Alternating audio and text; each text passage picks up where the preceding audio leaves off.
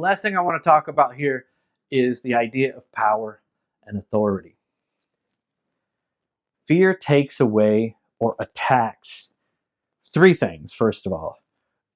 Fear attacks your personality, changes all your ideas about what you're doing and why you're doing it and who you should be, how this should look, and all that business, and what you should say to people, how you should interact with things. And then he takes away or attacks your power and authority too. So you have power in that you can do things that influence other things or other people. That's what power is. Okay, it doesn't mean that you're almighty and that you make a demand and everything changes, but that you do have the ability, the inherent God-given power to influence. Okay? And your authority is given by natural circumstances in most cases, or you could have authority based on rank or position, because just like a police officer wears a badge, that gives him the authority to pull you over or make arrests, do whatever, right? Those kinds of things.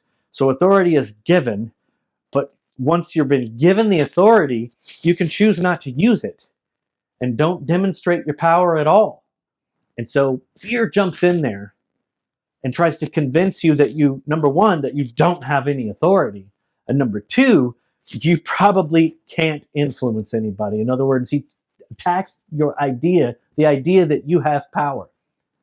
So he takes both of those things away. And you see that really, really clearly when you watch very fresh beginning public speakers. They do a lot of things that suggest that they don't feel like they have the authority to say the things they're saying, and that they don't think that they have any power to do so. Okay? And so you find those people making what they consider to be a mistake or an error and making a lot of apologies for it. Those are just natural ways that you can see that somebody's not walking and standing in their power and authority. All that also still involves the personality too. If I'm going to present this information, I should be a certain way with it. I should dress a certain way. I should talk in a specific tone, right? All these ideas, they're not always true. Like if you're talking about safety, does that mean that you can't be funny while talking about safety? The two ideas kind of don't match. But if you're a generally comical person, why not be funny while you talk about safety, right? So fear jumps in there and tries to make the funny person with a lot of wit and humor talk real serious, because this subject matter should be taken seriously.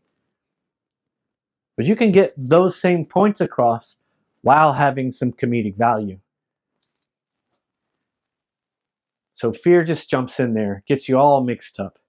The power belongs to you, not fear.